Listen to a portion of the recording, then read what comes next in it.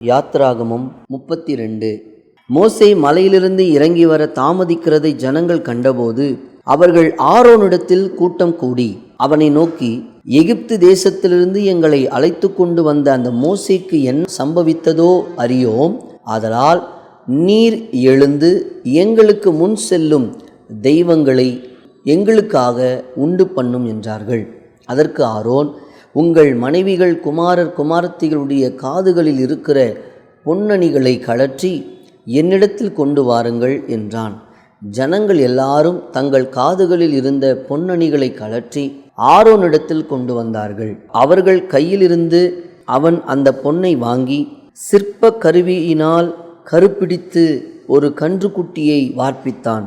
அப்பொழுது அவர்கள், இஸ்ரவேலரே, உங்களை எகிப்து தேசத்திலிருந்து அழைத்து கொண்டு வந்த உங்கள் தெய்வங்கள் இவைகளே என்றார்கள். ஆரோன் அதை பார்த்து அதற்கு முன்பாக ஒரு பலிபீடத்தை கட்டி, நாளைக்கு கர்த்தருக்கு பண்டிகை என்று கூறினான். மறுநாள் அவர்கள் அதிகாலையில் எழுந்து சர்வாங்க தகன பலிகளை இட்டு சமாதான பலிகளை செலுத்தினார்கள். பின்பு ஜனங்கள் புசிக்கவும் குடிக்கவும் உட்கார்ந்து விளையாட எழுந்தார்கள். அப்பொழுது கர்த்தர் மோசேயை நோக்கி, நீ இறங்கி போ, எகிப்து தேசத்திலிருந்து நீ நடத்தி கொண்டு வந்த உன் ஜனங்கள் தங்களை கெடுத்து கொண்டார்கள்.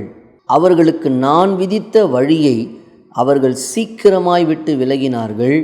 அவர்கள் தங்களுக்கு ஒரு கன்றுக்குட்டியை வார்ப்பித்து அதை பணிந்து கொண்டு அதற்கு பலியிட்டு, இஸ்ரவேலரே, உங்களை எகிப்து தேசத்திலிருந்து அழைத்து கொண்டு வந்த உங்கள் தெய்வங்கள் இவைகளே என்று சொன்னார்கள் என்றார்.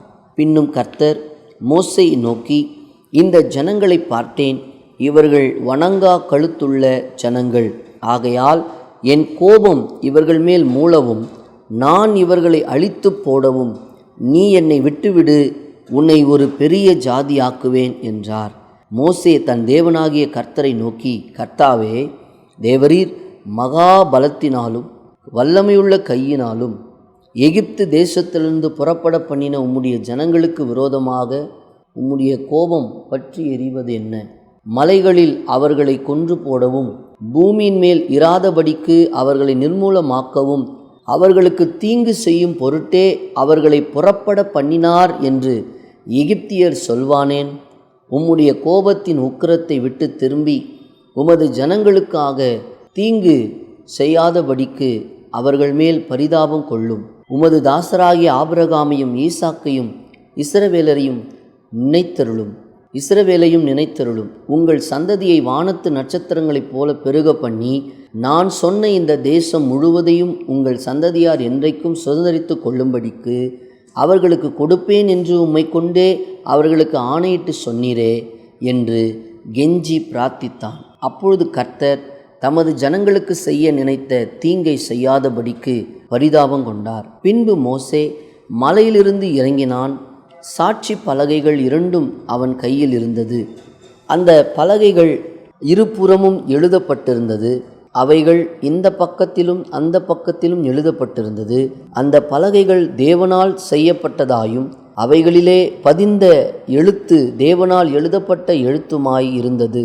ஜனங்கள் ஆரவாரம் பண்ணுகிறதை யோசுவா கேட்டு மோசேயை நோக்கி, பாளையத்தில் யுத்தத்தின் இரைச்சல் உண்டாயிருக்கிறது என்றான்.